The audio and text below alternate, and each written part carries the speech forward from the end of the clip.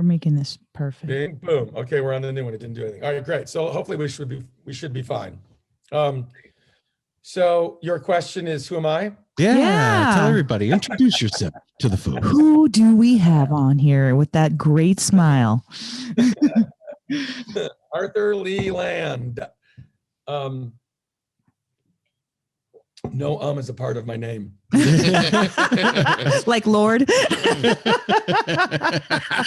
that was like an oh Lord, but I didn't add the rest of it on. You know, pets are so, we're in the, the twilight years of our border collie, who's been saving these, or not saving, but when he goes out on a walk in the area that I'm showing you, he always brings back these big shticks. We call them shtickies. So after the flood, we ended up and we moved here in 2012. I've been teaching at Planet Bluegrass at Song School and playing at Folks Fest for like since 2002 and teaching in 2003.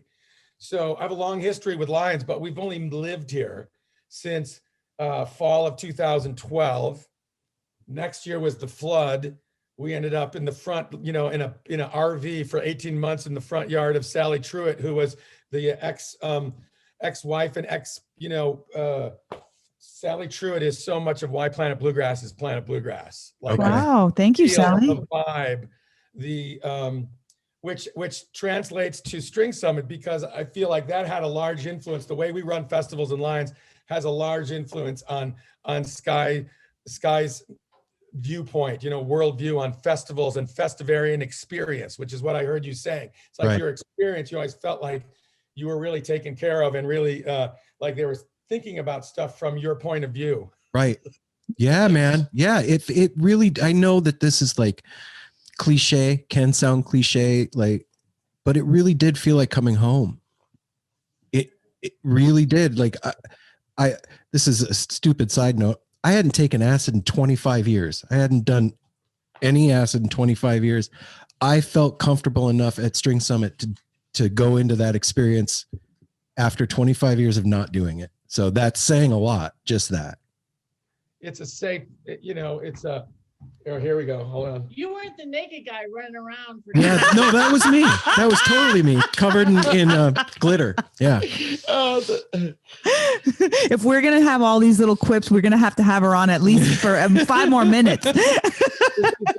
She's not going anywhere. Trust me. She's like, I love this. Okay, wait. I should give you just a little more of the tour here. So here's the boy again, of course. All right. Hello, doggy. And then in here is obviously the kitchen when we're doing a little cleaning. Which is cleaning all the time. But then here's where all the magic goes down for the what do you want to call it? The set design stuff. So this is just the living room, but like a week ago, this place was so packed full of all of those plants. This is Emma Rose. She lives here too, and she's a lovely painter. So this is her section here, and it's pretty cool. Anyway, we're whoops, what happened there? You're good. We got everything. Yeah, it was good. There you go. I just hit something. Anyway, so it's lovely to have a space that Carol Lee is a I would just call her a curator of space. Wow. That's cool, that's man. Great, hey, man. That's a hell of a title. It's very special because it's kind of like we get to do our art in a place that feels magical and is magical, actually, because that's the intention of it. To do that and then to invite people into that and into the conversation, because it's the whole way that the Blue Skye Barn thing happened. I'm kind of segueing. I mean, this is part of the old I've learned to reframe ADHD and ADD as the hunter brain wiring, which is a neurological. It's a neurological phenomenon. It isn't a disorder, and so from that perspective, being a hunter, and a lot of creatives are hunters, and sports people, entrepreneurs, salespeople, anything that you can get bam, and then yes. You're not planting a seed and waiting. Like there's no waiting. Whatever the hunt is, it's like it's now. Yeah, man. So anyway, that concept, I'm saying that we may weave in this conversation. Hey man, we're on the ride with you. Yeah. So let's go. We're weaving this tapestry together. I'm yes, and everyone knows knows the journey. So Blue Skye Barn came out of I was on the road with Daniel Rodriguez in the fall, opening up for the Honey Drops in the fall of 2019. The road is brutal at a certain level. Like if you're not on a freaking tour bus, it's brutal. Just face it. It's fucking brutal. Right. So, just, whatever. It's only my opinion, but I'm just saying. So that moves into, and the joy. I mean, you do it for the community and the 2 hours of magic. So, I mean, it's all worth it. I'm not complaining about it, or else we wouldn't do it. Right. Mm-hmm. But my point is that intensity turned into a prostate cancer diagnosis in January. And I told people, I'm like, yeah, I was coming back from a taxi tour in Alaska and caught it off the toilet seat at the DIA. I don't know. Who knew? Who knew that it was, that easy? Right. Well, that's why they have those gaskets in the bathroom. That's what they're for. How about the transformative changing stations? Yeah, no, well, that's where you change. You come out Clearly, a completely different person after you touch that thing. Clearly, my life changed after that. Yeah. So, wow. So wait, this is January of 2020? Yes. Oh shit. Okay. So like, PSAs were off the charts. And so finally I scheduled a biopsy, right? I think that's what it's called. So anyway, that's the only way you can really tell. All the other stuff is very 70% accurate, whatever. There's a lot of loosey-goosey in our level of that stuff, but I don't want to go down that road. My point is that I that happened and it changed kind of my perspective in the sense of, it was kind of like my great pause of 2020 started in January versus March 15th or whatever, so that was surrender, surrender and surrender to the mother too. That was a big piece of it. Like just to approach it from, I wish you'd surrender to this mother. That was the message, Arthur. You didn't get it? Yeah. Oh, I get it over and over. Yeah, I have a feeling he's heard that message. All I can say is it is a serious dance. It's a serious dance. Where here you go. This is how it really is. Yeah, it makes a Taurus. Yeah, exactly. So we're somewhere along the field the whole time, and so it's always moving. It's never static. And so here we are in the dance, and in the dance with life and death too, right? Right. So that kind of comes down to for me, it was like, okay, well, so then what, I can't do it the same way I've been doing it. So I have to completely surrender and stop trying to do all the things that I was doing in the way that I was doing. It's not that I'm not playing music, but it's the thing of how you approach it for me. And so I had to just completely surrender. And then we found out like 2 days or later or something that we had to move from our house that we'd been in for like since the flood. So this is January 19. So no, I should say since 2015. But long story short, it was like a lot of shit going down at once prior to COVID. Right. Prior to COVID. So, got it. And that was the game. It was kind of like everything that happened in COVID. I just had that happen. You're like, I just did this, and now we got to do it again. So we just followed suit with you, basically. Totally. Like, Yeah. yes, going in and doing like at that point when literally I'm coming back from tour in Alaska. I was playing with Kyle Hollingsworth and then I stayed a week extra and did a bunch of solo acoustic shows, and did some mentoring with some teenagers up there that are super awesome kids and brothers. And so one plays bass and one plays guitar. And so anyway, that I came back on March 11th. Oh my gosh. But nobody's wearing Wow. masks on the plane or whatever. And I was in my serious alternative cancer treatment mode during that time period. It was a mask. And so I never even got COVID. My wife got COVID, I'm pretty sure. I mean, we didn't test, but Right. this was back in, this is in February, end of February, super, super sick, all the symptoms. I'm helping her out. This is like 2 days before I'm leaving for this tour.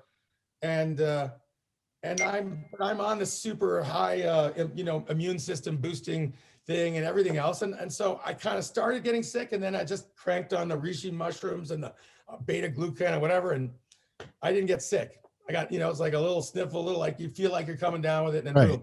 So then when we got back, we're rehearsing and we hear Ned Fest is closed. We were doing Twang is Dead at Ned Fest with special guests. So this is my trio doing our arrangements of Grateful Dead tunes that are kind of completely not like they do them.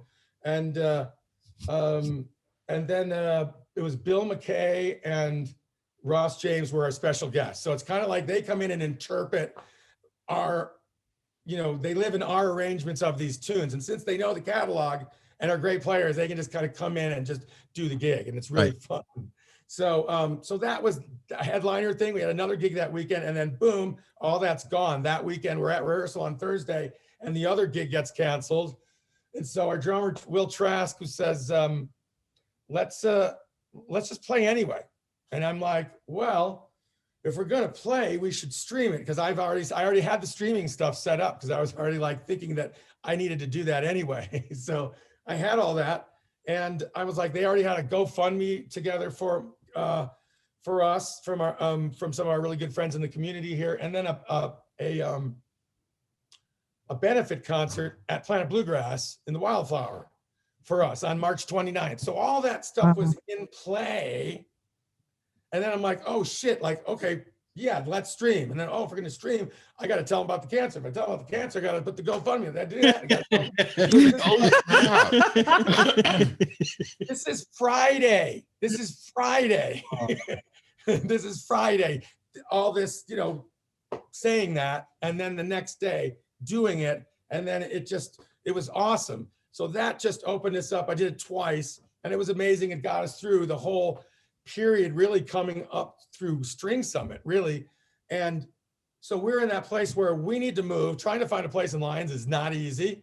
And so, you have to, it's just like, if you're supposed to be here, you'll be here. If you're not, it's not going to happen. It's a vortex. So, yeah.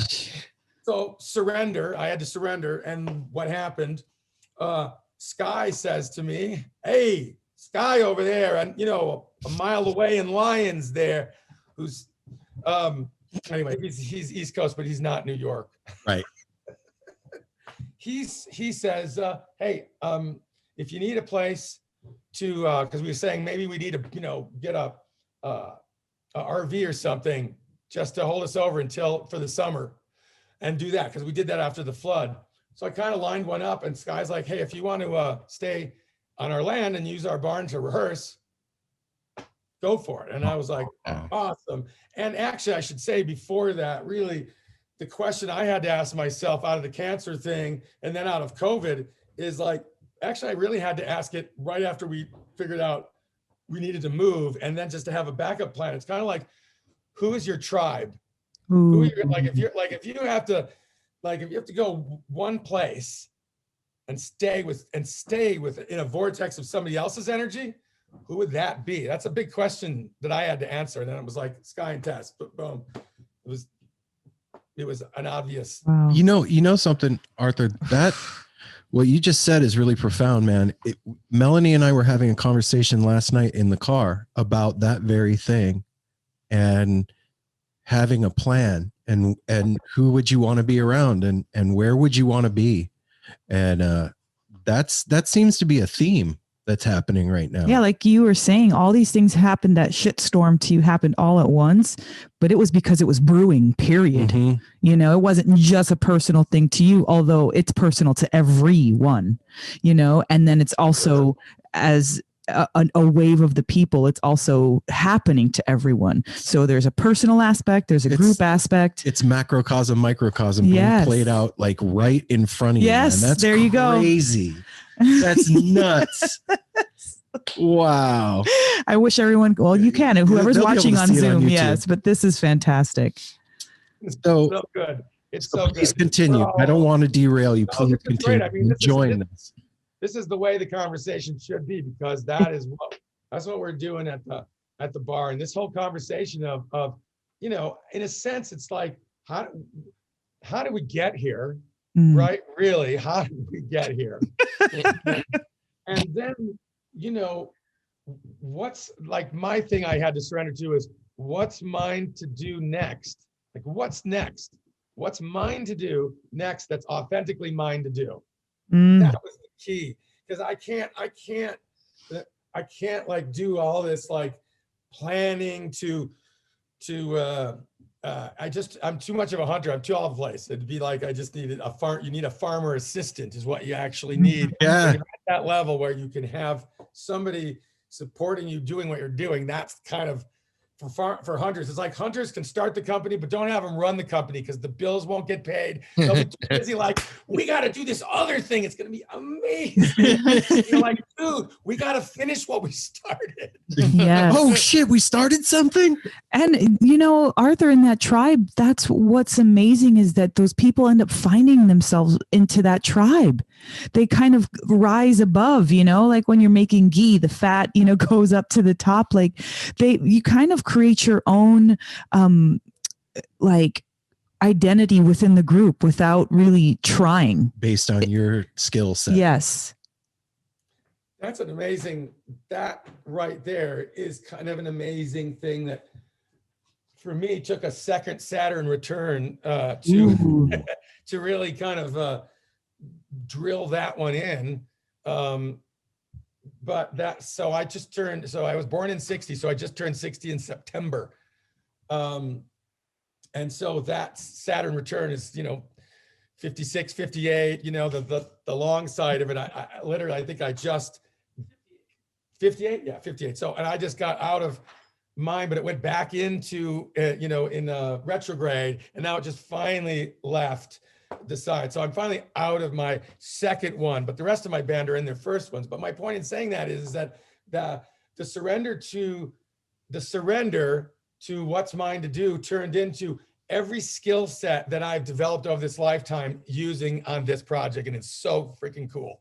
Ah, see that what you're saying right there. I was reading something about that exact thing where all of your talents, all of your interests, everything that you thought maybe that didn't even make sense together, whatever you're supposed to be doing, it's going to include them all in some way, shape, or form, whether you're using every single skill at once or throughout the period of whatever you're creating. That is how it's going to be. Well, you know, the thing about Blue Skye Barn and what it's doing, I think what's different about it than just another stream is that it's not only music happening, it's conversation happening, and it's also supporting the artists that are not able to do what they normally do right now. So it's this like all-encompassing thing to like give us some therapy, because we're all fucking losing our shit. I'm used to going 1,000 miles an hour, and now my car doesn't run anymore. It's creating itself and sustaining itself, which is one of the most beautiful things. You know, if you can create something that's giving energy and not requiring too much energy, we've hit the freaking jackpot. And that's what I felt like when I saw this beautiful production that you are all creating is like, wow, like with what Aaron just said, we're getting nurtured through that, the honesty of the music and the desire to play pure stuff, and then the creation and the collaboration. And that's just what the medicine we need right now. We've been all of us have been missing it, man. It's huge. I mean, and that's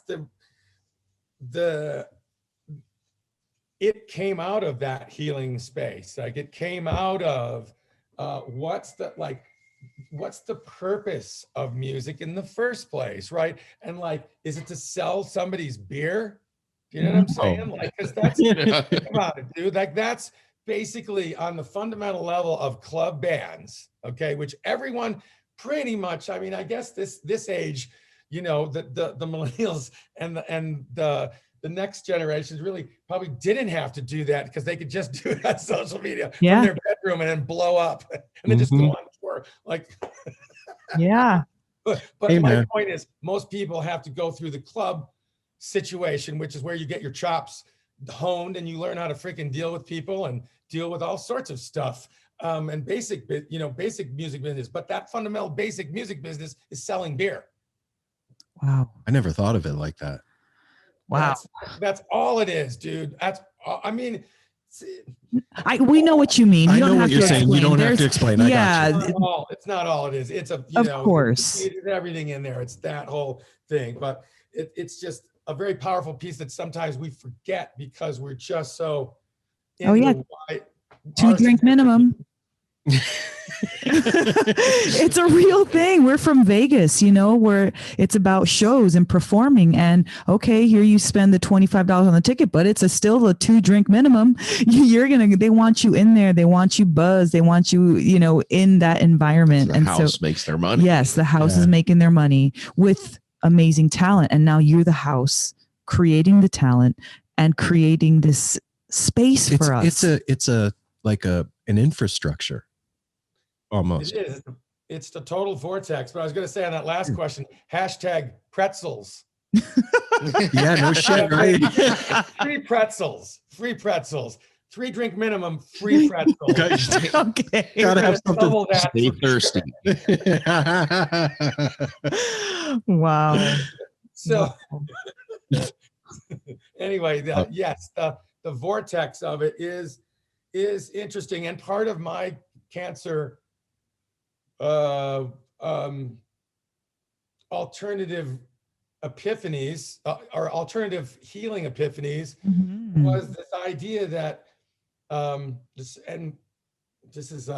it's pretty basic, but it's easy to forget that we are the earth. Like we're not the earth. And that being said, I'm connected to where I am here, where I live, where I'm, you know, there's like a reason I'm here.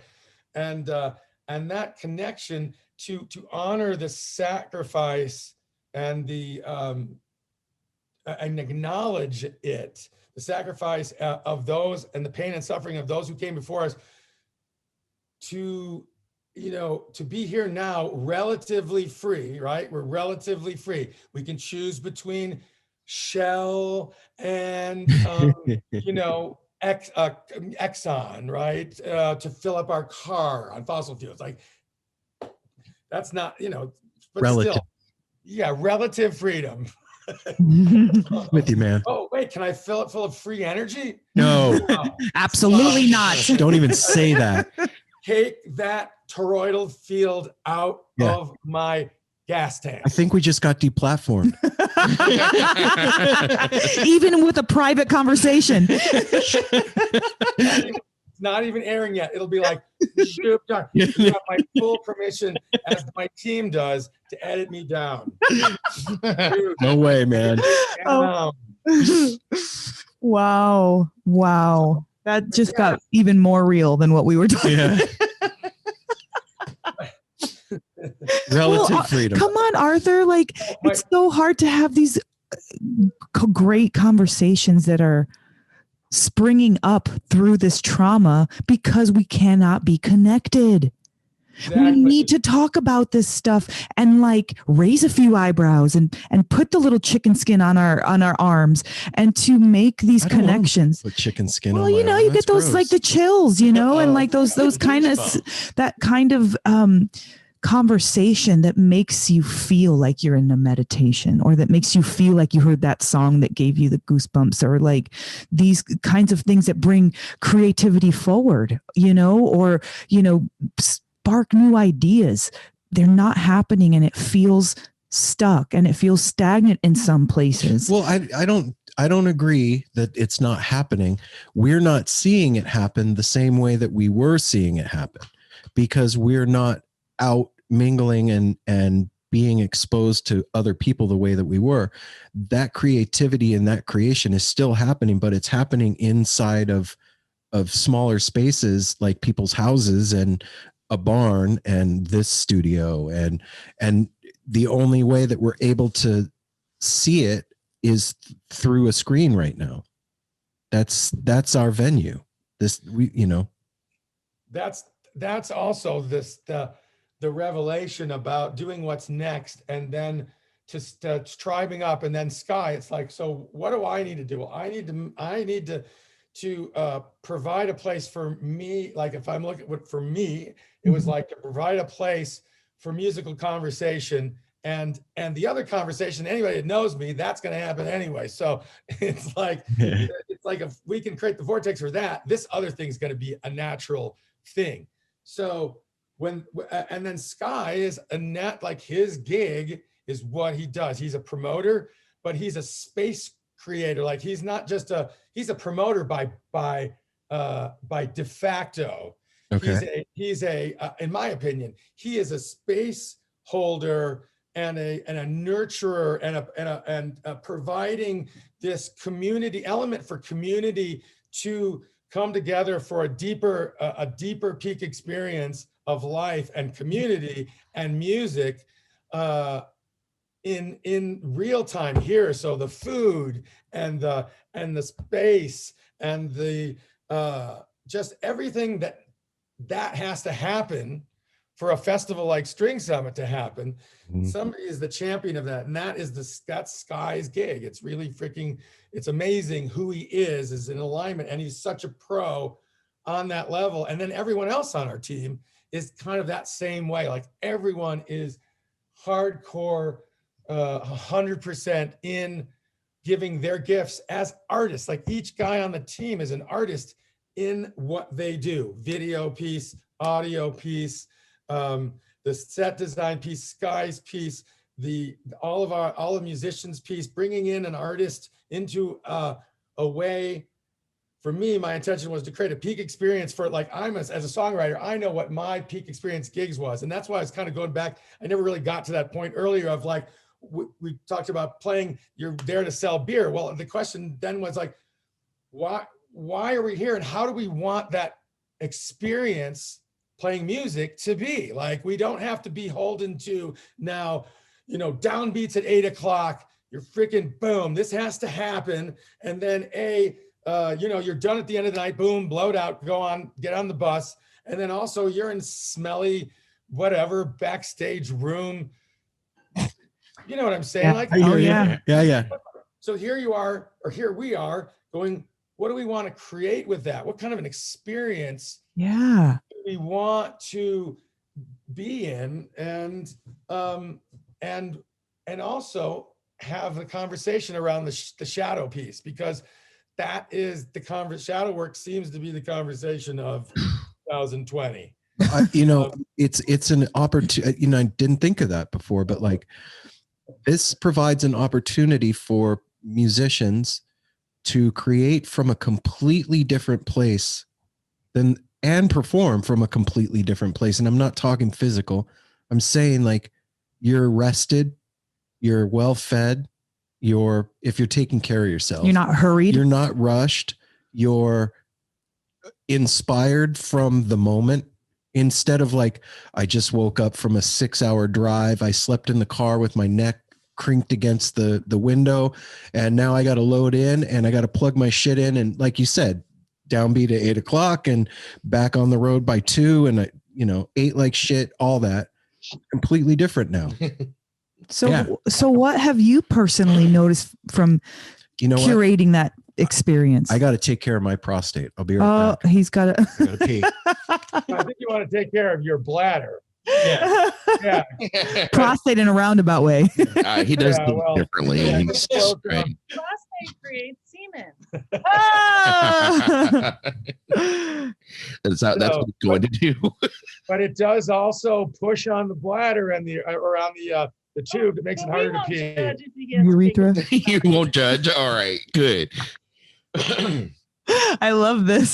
This is the interlude. We were getting a little bit too hot, right? We had to cool down. Yeah, Aaron had to go take care of some business. We'll hear him in a minute. He'll be like, oh, and then he'll be back. It's like the advice that Ben Stiller gets in Something About Mary. Just take the edge off. Well, if he comes out with a certain kind of hair, we're going to know what's going on. Oh my God.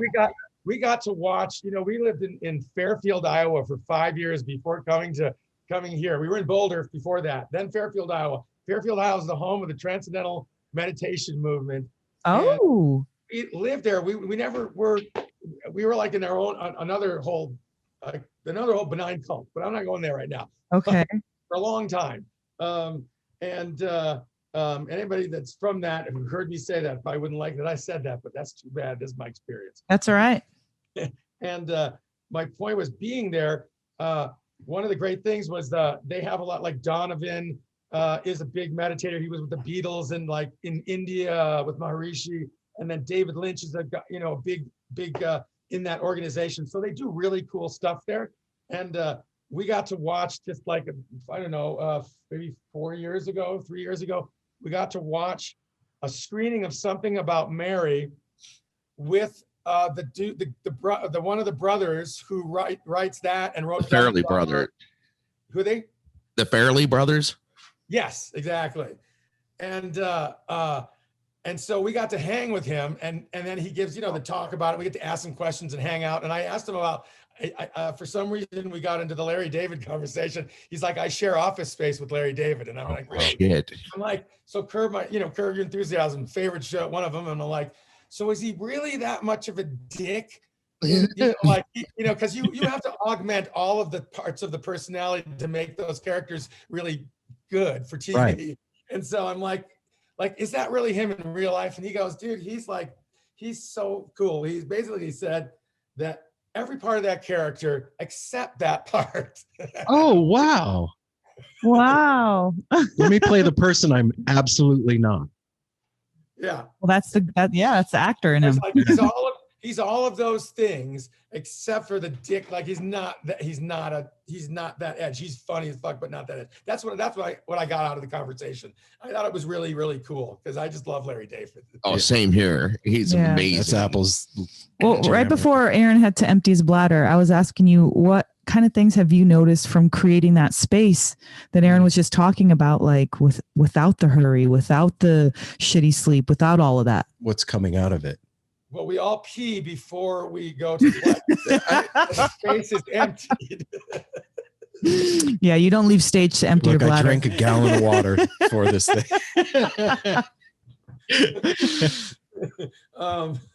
What's the question? There are no questions, just answers. Well, just solutions. Yeah, that's right. John Lennon.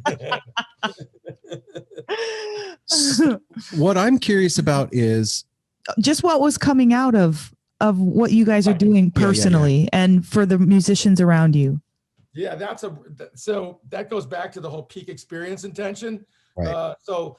Which actually, I don't think I made that tie at the early. That's why I wanted to show you Lyons, because Lyons, what's been going on on this land for eons is this gathering place, this beautiful gathering place of the tribes, and they would come. This was like where they would winter. This was not the place where they fought the wars, the place where they planned, but the place that they came together and also played music and competed and ate and did all the community things that you would do at a festival, right? Mm-hmm. I mean, that's kind of the community gathering piece.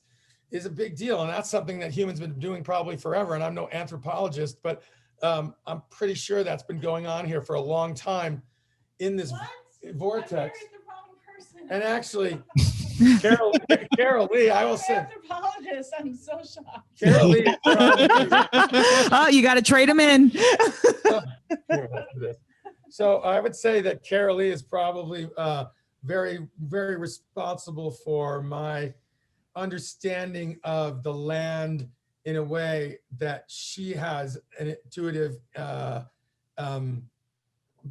way that she experiences life, and that connection is a little more visceral. Maybe that's one way to say it. Just a little bit. Empathic. So that being said, this place has always been about peak experience. So for Planet Bluegrass to have this amazing place there is, of course, that land would be used for that in a way that's sustainable, in a way that is just, you know, as conscious as possible. You know, it's always a dance, but it's a beautiful experience. And that has infiltrated, I feel like, all of us. I feel that's infiltrated String Summit. I feel like the energy of this land, it's just like the same thing like Rick Hall in what was the documentary on Muscle Shoals? Remember how they talked about the river? Did you ever watch that documentary? No. Muscle Shoals? You gotta watch it. It's called Muscle Shoals. Okay. Dude, that's a mandatory documentary. And it's about Rick Hall, who produced, you know, Aretha and all, just the Muscle Shoals line of music and R&B that's come out of there is just phenomenal. So, but what they talked about, which is why which I'm bringing that up, is the river. It was like the muses of the river.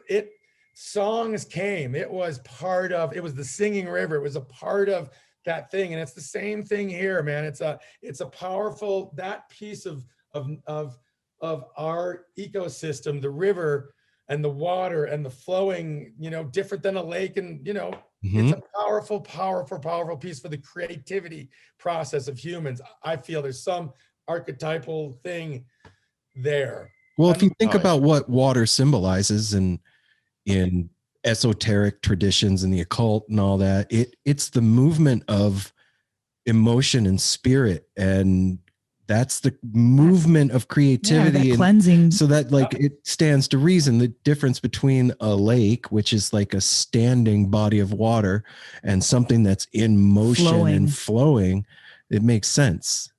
It totally, yeah. It's amazing. To the river. Oh. Yeah, well, we did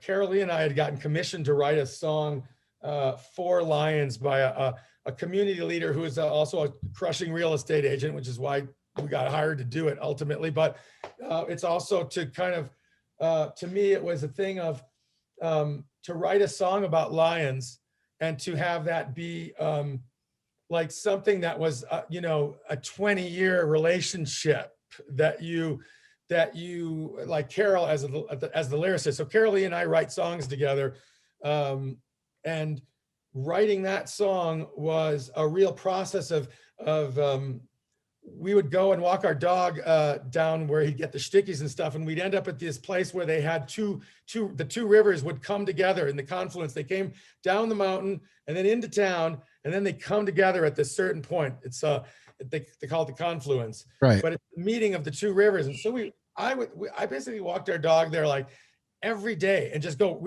that's the path. We go around, boom, all the way down to that point and just hang. And then, you know, come back around. And it was always a super, super powerful experience from that level, but on a metaphorical level, on a spiritual level, on an energetic level, on an earth level, but also on a creativity level. It was kind of like, yeah, that's a symbol for the song, for the town. Like we're literally, you know, and the Corona Hill is literally the T that comes up and you go like that. And it's the river that makes that and then goes up. So it's an amazing piece just on that level. So the peak experience piece is probably, like I said, it's woven into everything that we're doing, everything that I feel like my experience, like when you talked about coming home at String Summit, when I came the first year to Planet Bluegrass, I came like my cousin is a big songwriter in Nashville. He wrote he's the bass player for Nitty Gritty Dirt Band now, but he wrote their biggest hit. You and me going fishing in the dark, lying on our backs, just watching the stars where the cool grass grows. That tune was like a huge hit. So he wrote that with a couple other people. But my point in that is that he took my brother to Kerrville Volks Festival like May of 2002. My brother, and they have amazing time. My brother calls me, he's 10 years older than me. And he's like, I just went to this folks festival. It's really cool. Like it's, people camp out, and I'm like, really? I mean, the songwriter thing was, as a festival, was an interesting thing. I knew about jam band festivals, but it was like, this is a different thing. So I was like, I searched the internet and I found that Rocky Mountain Folks Festival in Lyons, Colorado, and they do a song school for 4 days before it. And I'm like, holy cow, I have this weekend off, usually, 7 nights a week in Chicago and a bunch of different bands. Boom, boom, boom. We come out, and then it was like, literally, like you said, meeting the tribe, home, absolutely. And I ended up just hanging with it was like, it was the home piece, the connection with all the staff and my peers. And then Sean Colvin cancels on Sunday, the headliner. So I'm walking out the gate and I hear Sally Truitt, who is at that time still married to Craig and running the festival. She's like, Sean Colvin just canceled. We're putting Amy Mann at 5 o'clock and Steve Seskin's going on in 15 minutes. And I'm like, I'd been playing with Seskin all week. He's like a Nashville amazing songwriter with tons of hits for Garth Brooks and all these different people. Right. I'm like, if he's going, I'm on that gig. So I grabbed my stuff and he's in his hotel room. They're like, can you do a 75 in 15 minutes in front of 5,000 people? And sure. So we just like, boom. And he's like, Arthur, I'm like, I'm here, let's go. Boom. And so we're on stage in front of 5,000 people. And I know maybe 1 or 2 of the songs we jammed through the week, few of them, but it was amazing. So that brought me here. That was my peak experience, home to the tribe, boom. Then, teaching every year and being in that, not the bluegrass world, this Folks Fest world. That was kind of my world. And then we moved here. And so for this all to happen, after the cancer thing, and then to be able to bring in, so I'm giving you context of what my mentality around song school and Folks Fest, which is a songwriters festival, even though it's like, if you take Tell Your Ride Bluegrass Festival and you go bluegrass, everything else, then everything else is Folks Fest. Okay. Cool. Wow. Dig what I'm saying? Totally. Yeah. Really cool. Really cool. And so that being said, we got to, I come from that mentality. So to create a peak experience for songwriters, to have, like you said, all those things that you said. And then the one other thing I wanted to add was to be heard, like, so to be listened to and heard in a different context where the lyrics are actually feeding the conversation, that you're finding out, why the song was written and something about that song that pertains to the conversation that we're talking about, that also pertains to a larger mental health conversation, a healing conversation, and a conversation about talking about what's really going on versus dancing around it. Yes, like pushing that conversation forward instead of just showing it and then that's the end of it. Because that's what I feel like sometimes at those 2 drink minimum concerts, we get it stirring and then what? And then we split. Then what happened during that powerful song? And I have all these emotions now that I need to talk about and get out, but we're done. Go home, pack up, and, go to sleep, pass out in the car, whatever you're going to do. And watching you guys talk about the lyrics and what brought you there in the space brought me there in these places that I'm not a musician, but whatever, likeness I can bring to it. I want some coffee too. Oh, I'm kidding. No, but you know what I mean? Like, just you're furthering the conversation is my point, which is so fantastic because you're already bringing up the context for the conversation and now you're furthering it. Well, I think another thing that we haven't even brought up about this is that the look of it is different than any other, like, I hate to even use the word stream. This is like almost watching a live documentary. right? Yeah, unfold before your eyes. Did you guys see? Let me get context too. Yeah. So you saw the Daniel Emma Colorado Hearthworm. That's the one I Right, saw. yeah. Yes. So you didn't see anything. You didn't see anything of the Rave to the Grave piece. Did No. you? No. Okay. So this is very interesting that you bring that up because, well, actually, before I bring that up, let's talk about the space though, because Carol is here. Yes. Yeah. Carol. That is a process that is I mean, I don't want to talk about it because that's your. What are we talking about space? Well, because they're acknowledging it. So go ahead and say. Well, okay. Well, we were just talking about not only are they providing this fantastic musical conversation, but Aaron brought up the look of the space that adds a whole other dimension to what you and the music. It didn't feel like I was watching a stream. It felt like I was watching a live documentary. Cool. That's awesome. Yeah. So I have never done. I've had the fortunate. I have a fortunate mentor who is Kaylee Sue, who has done all the Plant Bluegrass and all the Telluride stages for 25 years from her yard here in Lyons. She does 17 backstages for Telluride and the stage itself in her backyard here, and sends it all down to Telluride. Got it. Wow. I've gotten to work with her the past few years, and then I just gotten the gig with her at Plant Bluegrass, and then COVID happened. So, Oh wow. I mean, I'm probably not coming back that, but whatever. But you did do the we've done solstice, Raise the solstice, no, Yeah. but the solstice Oh, yeah, that's ceremony true. that you did. So Planet Bluegrass has every solstice, they have a winter solstice. They have basically a thank you, family gathering, There's a every. pavilion that's really cool on there. Yeah. Where we do stuff. Anyway, So you did that Yeah, with Kaylee but Sue, I and just that was- right, and it's the whole thing is about creating magic, right? Right. Walk in somewhere and go, oh my goodness, this is magic, and it's it takes, like Kaylee always says, magic is a whole lot of hard work. Mhm. So everyone gets to walk into the Telluride place and walk through the bushes and go, oh my God, what's that? That's so cool. There's, a Cheshire cat with a Bob Dylan quote come out of his face. I mean, you're like, what's going on here? Right. Yeah.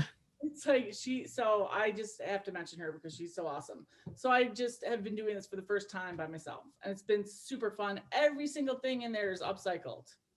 Whoa. Yeah.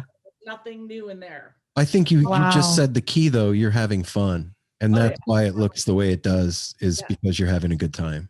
I have a vision. It's just going to take a little while to get there because it's going to be a full-on fairy forest. Wow. I'm down with that. Yeah, me too.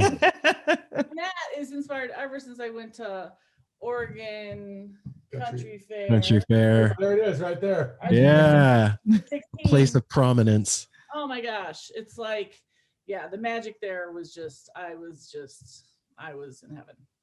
Heaven with aesthetics. Another magical that land is Oh my sacred. God. Oh, it's so great. Absolutely. That was awesome. I got You to hang out with think- a lot of the people who That's key. started it, from the 60s. Yeah. It was amazing. It was my only time there. That place is deep. Yeah, I mean, you think about just the energetic field of 50 years of people having psychedelic experience on a plot of land. That's gonna do something to the vibration of that place over time. I'm going to switch it around on you and tell you that land holds that energy that lets us go there and do that. Oh shit! Okay. That land is sacred and was sacred to the natives there for, I guess, thousands of years, because I heard the stories of that was I don't know the full history because I forget it, but I asked around when I was there, when I got to be backstage and find the people who've been doing it for 50 years. And there is a lot involved in that. And that land is holding the space for us, just like Lyons is holding the space for us to do what we're doing here, because that energy and stuff is already in the land, and we are compelled to celebrate and be magical on it. So that it's like calling its kids home, calling the children home. Exactly. It's Yeah. already there, and we get to I participate. got you. Awesome. So this is here. Come on, come say hi. This is cool. Daniel Rodriguez Oh, what's up, Daniel? How you Daniel. doing? I'm Aaron. doing this No Simple Road podcast. Oh, cool. How you doing, man? Talking about the Blue Skye Barn. Nice. and Lyons. Sorry to interrupt, Carol. It's not. Yeah, we were just there. So they were commenting on. Carol just did a mic drop. Yeah, she did. Exactly. She Yeah. did a mic drop, and she was talking about they were acknowledging how lovely the set was for your show. Oh, cool. Yeah. Yeah. That So was all Carol. yeah, and so, but this we were just the question there. Here, sit down for a sec. Do you have just like a couple minutes, whatever? No guilt involved here. No. How could you just walk away? Yeah. But you were asking about, so they were asking this question about what the experience was for our end from the artists, and I was saying that part of my thing was to create a peak experience for you guys as artists to come in and create your art in an environment that's going to have that be interpreted by the house band, which is a new interpretation. Although for Daniel, it's really not, because most of these guys are in his band, so we have like a relationship, which is why their show is a maiden voyage in a sense. Right. Okay. But how was the experience for you in light of that, like as somewhat of a peak experience? Did that? Well, I think it was peak in the sense that it was intention based. It wasn't like, well, first of all, we hadn't played a club since January because of this pandemic. Right. And to not really have even interacted with people for a long time and then feeling safe going into this scenario, it was kind of like walking out of the forest. And then just to have everything sort of starting out the experience with ceremonies, and in the middle of it having a little check-in ceremony, it just felt super intention based, which just helps you sink into like your purpose more and the purpose of why we were there, which ultimately I don't know if we fully understand why we were there, but yeah, it's just super magical, and trying to use words to express it sometimes falls short. Yeah. No, I got you, man. I'm with you. That says it all right there. Those cards, Arthur, that you can kind of like do that with? We need one with your hand doing this kind of magic eye card. No, Yeah, well, I have to get my TikTok game together. You know what I'm saying? The other thing that I was saying too is that for you guys, Daniel, it's different now because there's not the rush and the crush of the grind of moving day to day from club to club, being on the road, doing your thing. You're coming from a different place inside, in that you're more rested and put together than trying to run around doing everything that you do. So then also having a space that's intentional to create the music from, and you're in a different place, headspace, something magical is going to come out of that. I would think. I mean, just out of de facto, because we've set it up that way. You've set it up so that the magic can happen. Yeah, exactly. Absolutely. Perfectly. And that's what has happened. Yeah. So what's the future of the Blue Barn? We just Barn. the Blue Skye Barn. And of course you have to spell SKYE. Right. That's Got right. it. The E. We won't forget the E. We just got finished filming our second episode that's going to be airing on Valentine's Day, which is why Emily reached out. Yeah. Right.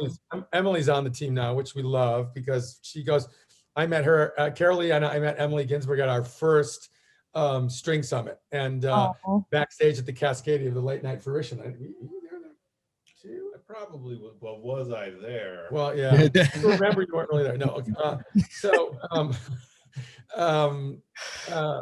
My point is that the connection here and how the tribe has been expanding is amazing. And so we just filmed the current Valentine's Day celebration with Clay Rose from Gasoline Lollipops and Mackenzie Page from Gipsy Moon, who is a lovely. You guys hip to Gipsy Moon? Do you remember that? Yes. Yeah. She's got an amazing voice. There. Yes. Yeah, she's lovely, so lovely. And then Emma Rose is back in as a co-host. I guess yeah. Daniel, thanks for your time. Take it easy, Good to see Daniel. you, Daniel. It's good to meet you, man. Thanks, man. Yeah, perfect. That was great. Mhm. the whole story interweaves. It's a really lovely piece. So so Clay and Mackenzie, and then Emma is co-hosting and also playing upright bass and singing harmony. So she's kind of in the house band too. We go from some songs with upright bass to Zach, my guy that's been playing with the Arthur Leland Trio for since its inception in 16. So it's a great band, very, very cultivated. And Darren Garvey is on this next one from Elephant Revival. He was on our on some of the other productions, but for the last one, his wife works at the hospital, couldn't be there. So to have him on percussion and drums, he played on the Mackenzie Page record. So this one is just the one we just filmed, is really special. We're super excited about, with Daniel and Emma, we'd already kind of been, this is like, because we're in his band and because we're part of this community, and the vortex is already kind of, we're already in this conversation deep, and we've been in it like touring. And so it's like a vortex of our energy already moving into creating a vortex and a context around winter solstice. So this is why I didn't get to what I wanted to kind of set up. When you ask what's next for Blue Skye Barn, it's important for you guys to understand how it got there, right? Because the philanthropic part about this is that I've been doing, so, we had the flood in 2013, and we started doing these, the owner of Planet Bluegrass kind of basically subsidized these dance parties at this little 100-year-old hotel. At that time it was called Ferg's Inn, because it's Craig Ferguson, who is the landowner at Planet Bluegrass and the main stakeholder at Planet Bluegrass. He is a member of the community and just an amazing guy, and he owns a lot of real estate. That happens to be one of them, the hotel that that housed the teachers at song school and the bluegrass instructors from Sam Bush and Sutton and all those guys. Wow. When they're doing Rocky Grass Academy, because they have a school before that. So after the flood, we started doing these parties, and those became these like healing ritual dance parties. Literally, I don't know if you've seen Kyle Hollingsworth band, but Brian McRae is the drummer with that band, and he uses loops, and he has a side project called Go-Go Lab that creates like improvisational jam dance music, but he drops a lot of loops. So it has this whole EDM thing, and my looping thing has some of that. So we put our thing together and have a whole band. We did these gigs, healing the town, very much a tribal Lyons healing experience out of the trauma of the flood. And then to revisit that, Craig was like, I want to have a party in town. Let's see if we can get, Arthur Leland Go-Go Lab, and we can do it at the Wildflower. Trying to negotiate that didn't quite work to make it a free event from the traditional model. So I was like, let me just go talk to Craig straight up. So I go talk to Craig, and he says, hey, why don't we do this? Let's make it a benefit. The beneficiary will pay the band a flat fee and production, and you will have, and I'll give you the Wildflower to do it in every year. So I'm like, end of story, boom. Like that just takes it out. That makes it, the key was to create first of all, a successful fundraiser for Lyons Emergency Assistance Fund. That's the fundamental piece there. But then also to create the best experience for people, and for people to give, to be able to give. Inspired giving happens when people's hearts are open and they had a transformational experience. Mm-hmm. Then they're like, dude, but if you put a price tag and say $20, they'll be like, fine, $20, boom, end of story. Great, I still had a transformational experience, but I wasn't able to give out of that field because I kind of prepaid with the concept of it's going to be this much money. Right. Because that's the worth that we put on it. So my whole premise with working with L.E.A.F was, let's do it for free. Keep it free. Everyone comes, and then people donate. And if you give them the best experience that they could possibly have, they'll donate more. I guarantee you. Right. and then it provides more support for the people that need it.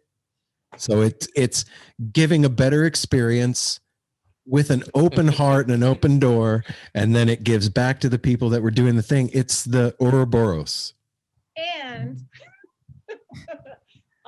every penny that we've raised, and the numbers started out like the first year was $300, second year was 12,000. Well, no, first year it was just me It was at a bar. Yeah, it was me at pizza bar. For the last couple of years, it's been 50 grand, and every single penny stays in our 2,000 person community. Hell yeah. Wow. So rent assistance, heat assistance, and food bank. Wow. Literally helping the community. So that is Past production costs. past production costs. And a lot of those people live here. Well, So. yeah, I mean, but every penny, which is amazing, because you can't really say that about a lot of stuff that people gather money for. You know, How do you do that? How do you keep it like that? because our organization that we support is supporting us. Leaf. It's all mutual. And Wow. Yeah, so here's what I was going to say is to give you guys at some point and our listeners an understanding. We have been doing this Rave to the Grave for this would have been our 2020 would have been our 6th year. Okay. And so when COVID happened, Planet Bluegrass done, String Summit done, everything done. So then we were like, well, we need to do it virtually. And we had done the String Summit already because that was the first thing that came up. It was like, well, if we're going to do what we're here to do, he's like, we should stream String Summit from here or film it and then stream it. So that was the first thing. And I used my team that I've been working with Rave to the Grave for the last 5 years. So we already had this super tight infrastructure based on first of all, my rhythm section, Will and Zach are in my trio, but also Will is in Great American Taxi, and then also got the High Hawks gig now out of that gig. But I mentored him and our bass player to do our opening CD release tour to sub for Brian F. Adams. I mentored those guys into this type of music that they were young, good musicians. They never played the Americana jam thing. Okay. So, learn all the Phil Lesh parts, then don't play them. Play Route 5. Dun, dun, dun. Because he sent Zach off for months to learn all the Grateful Dead stuff. And then Zach came back with his bass and the thing, and Arthur looks at him and goes, now don't play anything like Phil Lesh. Wow. But it's, you know what? But now it's in the matrix, in the gray matter, and it's going to come out through the fingers without you trying. It's a very intentional thing. And my point about that is that those the rhythm section, and then our sound guy Peter is he was studying at the Art Institute of Denver, who is under Jay Elliott, who is the drummer who plays at String Summit when they back up Yonder doing their electric set on Saturday nights. He's the drummer. That's so fun. He's also an amazing music producer and engineer. So he's a teacher there. And I had met this kid, and I said to him at a club gig, you're kind of amazing. If you ever want to learn about my looping stuff and this stuff, like, call me. And he's like, I'd love to. He calls me back and says, I need, like 2 months later, I need a 8-month or an 80-hour internship for Jay's class. And I'm like, I got you. And so then he became a part of the family. He started doing the Rave to the Grave. He's been integral in our thing. And when we did String Summit, and his acoustic chops weren't up to the level that I knew that we needed to strum it at, I called James Tuttle, who works at E-Town, and we've done tons of records together. And he's just an amazing, he did front of house for Planet Bluegrass forever. So James does the stream mix.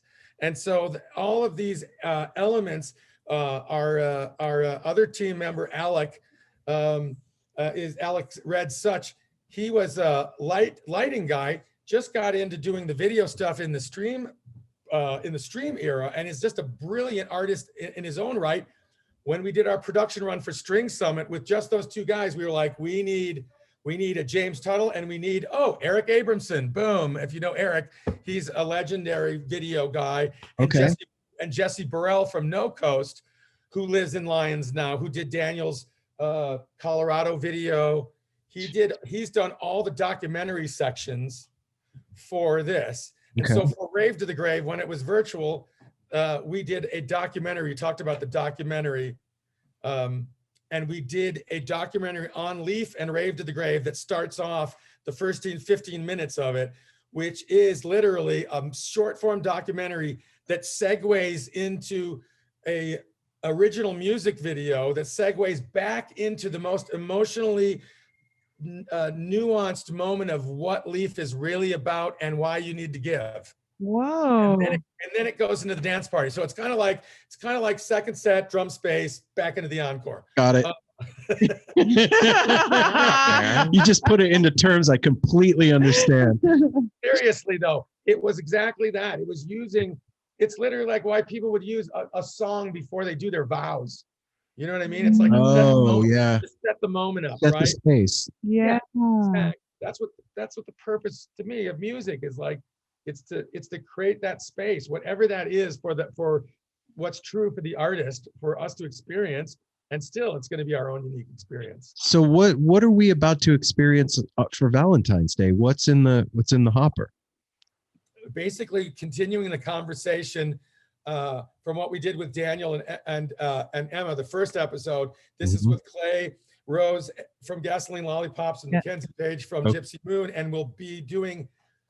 Also joining us will be Michael Joseph Ferguson, who is the author of Drummer and the Great Mountain.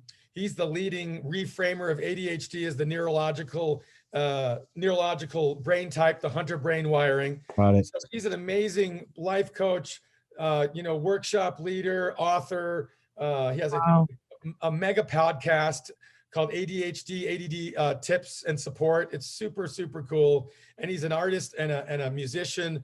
So what we're doing is we're taking the songs of the artist. We curate these songs based on the theme, which is navigating our relationships and matters of the heart.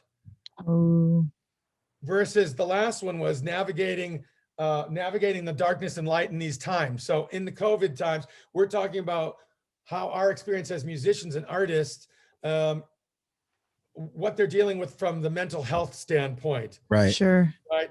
And so we just kind of started in that conversation. So now we're taking that to the next level of, since it's been a pressure cooker in relationships and in having to be isolated. Yeah.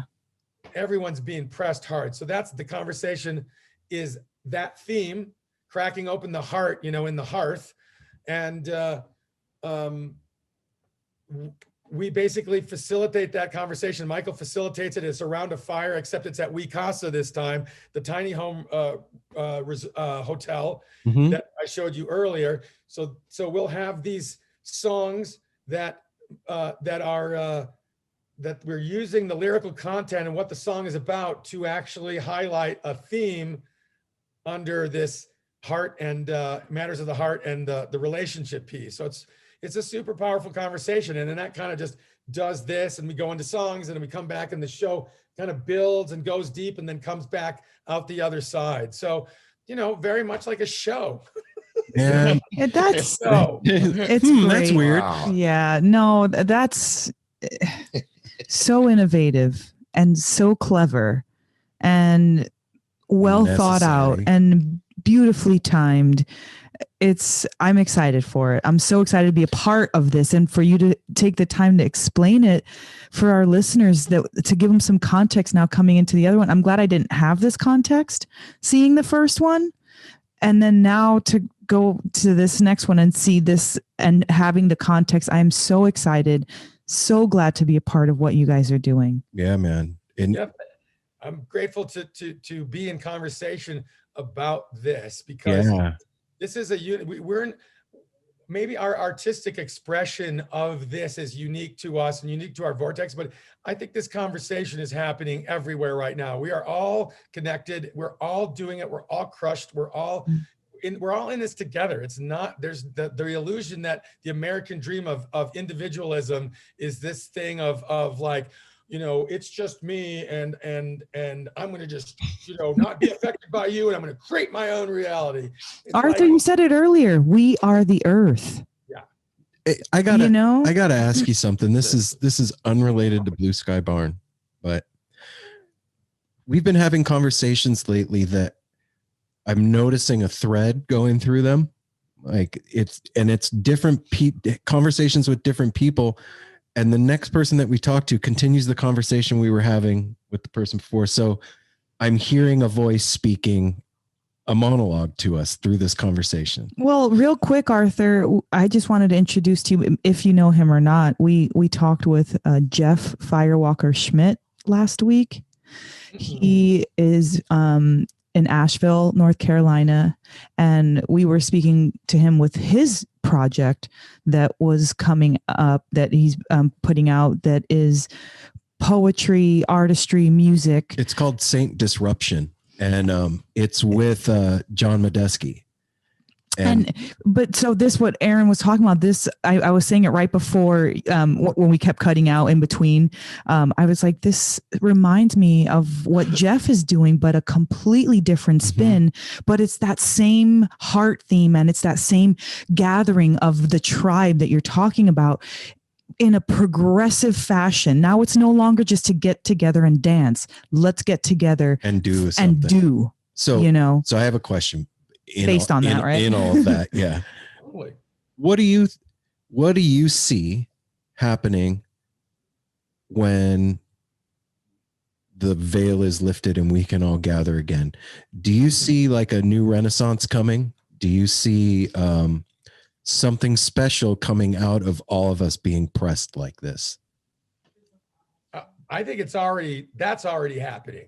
That's the probably one of the first things. I don't know either one. I don't know if Carol said it first or I said it first. I'll give her the benefit of the doubt. Let's just say she said it first. Okay. That's right. Surrender to the mother.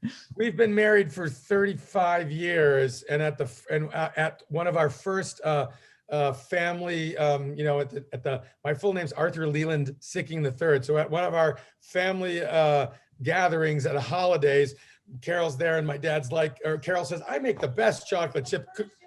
First year of your marriage, she's like, I make the best chocolate chip cookies. And my dad goes, really? She's like, well, son, what are your favorite cookies? And I'm like, Mrs. Field chocolate, white chocolate macadamia nuts. And he's like, son, you've got a lot to learn. Got a lot. Oh, you just blew it. Oh, your dad was a wise man. He was on that.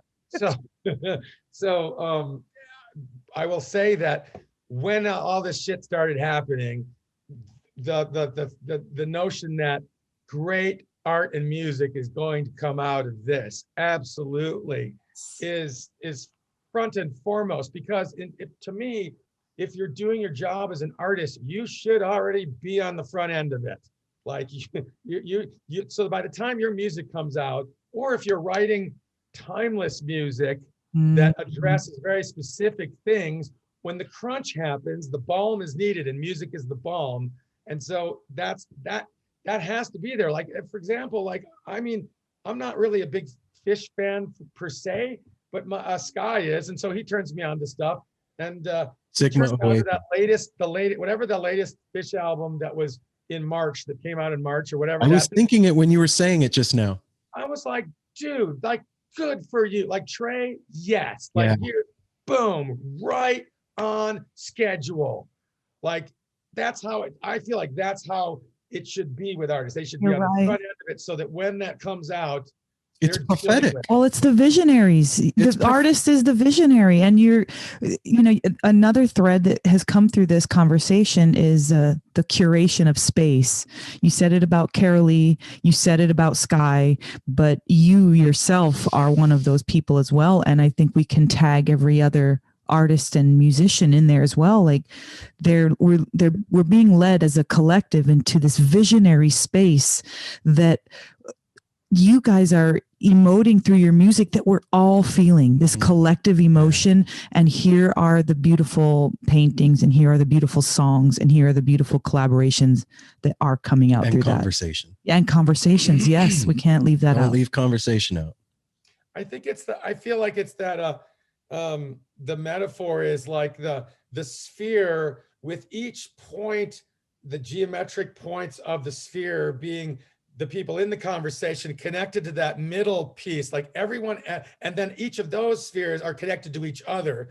And so that's like everyone has something to give and receive from the community. And healing's not going to happen in isolation. That's the other piece to me that I had to surrender to, because I spent a large amount of my career doing a solo looping thing that although was amazing in its own right, it was also just a way for me to kind of set up emotional landscapes within my being that allow me to recreate the trauma of childhood of can't do anything right and you're not good enough, because your gear is always gonna, like, where I was in that tech realm and I was the only one doing it, I was doing it all, something would always screw up to tell me you're not doing it right, or you're not, it's just something's gonna fuck up. And that's like the narrative. So to me, having to look at these narratives, that the trauma that I had as a child that's come out, that has, resulted to me, I mean, I feel like all of that kind of has resulted in my specific health issues for me.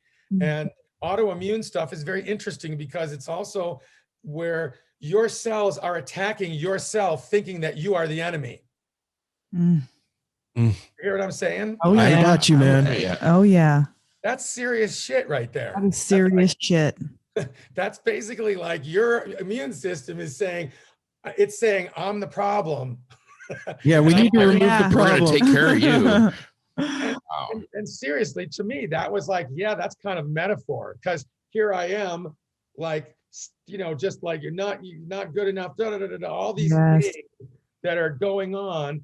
But nobody's talking about that. When you share that with another musician who's like, oh my God, dude, I thought I did that. Like, you always play great shit. How does that even happen to you? And it's like, everybody's doing that. We talked to everybody, so many artists that say, like, the one that sticks out in my head is Tom Hamilton from Joe Russo's Almost Dead. Sure. Tommy was like, I am the worst musician on the stage with those guys. I don't even feel like I should be up there playing with them. And I'm like, are you fucking kidding me right now, dude? Do you hear what you play? How could you even say that? Yeah, no, I know what you're talking about. It's like the chops are always greener on the other side of the hill. Yeah. So it's go ahead. It's a serious piece, but also out of that conversation is literally how all of this kind of came into being. And let's all stop that conversation. You guys are helping with that. what conversation? The conversation you're saying that everyone says they suck. Yeah. Carol, you're right. Let's stop it. Let's acknowledge it, because nobody was doing that. I have to say, when I was 17, long time ago, or I think I was like 17. I remember being around girls and women or whatever, where lots of mean things said and whatever. And I decided when I was 17, I was like, I'm never gonna look at a woman and look for faults. I'm gonna look for even if her earrings are cool. Even if that's all I can find, I'm gonna be like, wow, are those cool earrings? Or wow. That's a beautiful place to come from. Yes, and that's it. So come on, musicians.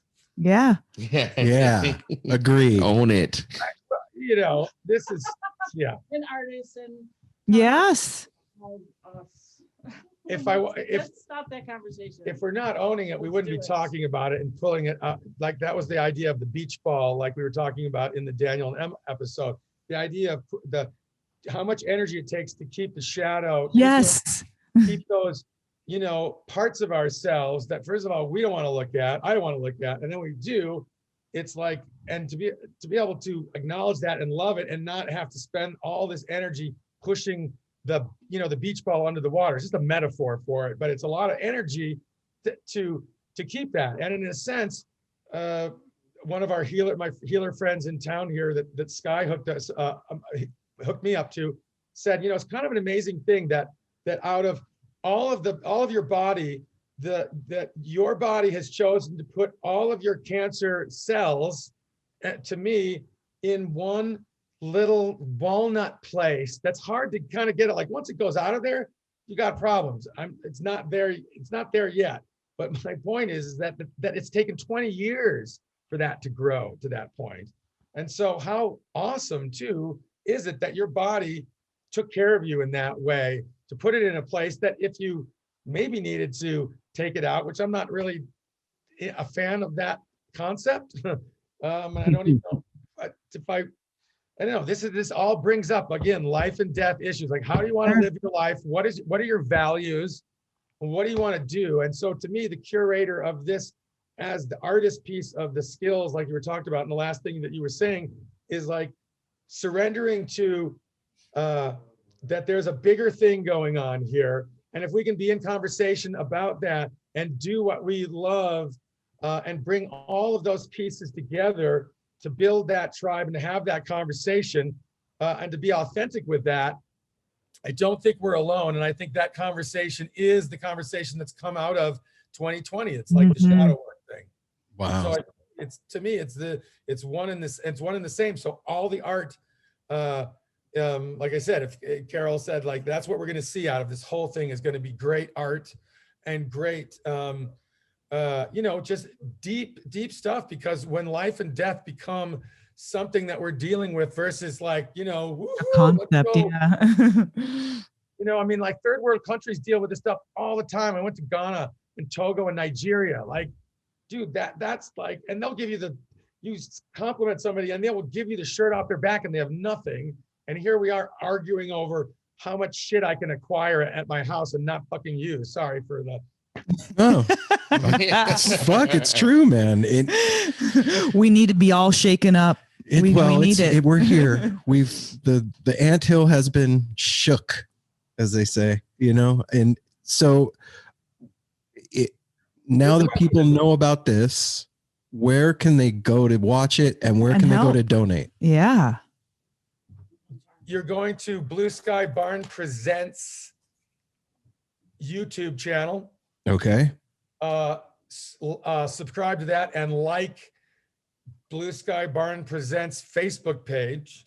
Most of the material and the content, all the string summit, all the rave to the grave, which is what I wanted to again say to you. Please watch just at the minimum, watch before you watch the first 15 minutes of Rave to the Grave, which is a documentary / music / into the into Stella Blue. Yeah. Broke down Palace. Got it. And going down the road, right? Yeah.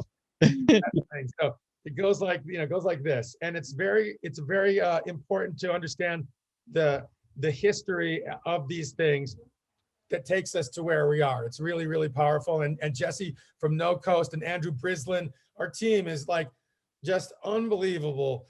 So I really want to put the biggest thank you out to everybody, because it's a people are working for pennies on the dollar for sure. It's like, it's not like, the whole point is that it's not about the money. And we're also trying to figure out, how do you replace income when, if you don't have a savings and you don't have parents you can borrow from, and you don't have, something to replace that, what happens? And that's what L.E.A.F, Lyons Emergency and Assistance Fund, does for this community.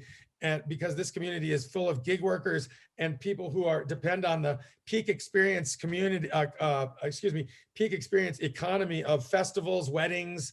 People come up here for the rivers and the trails. So for that to go south has really affected us in this town. And yes, we're pretty white privileged Boulder. So I mean, I can't like, people have it a lot worse too.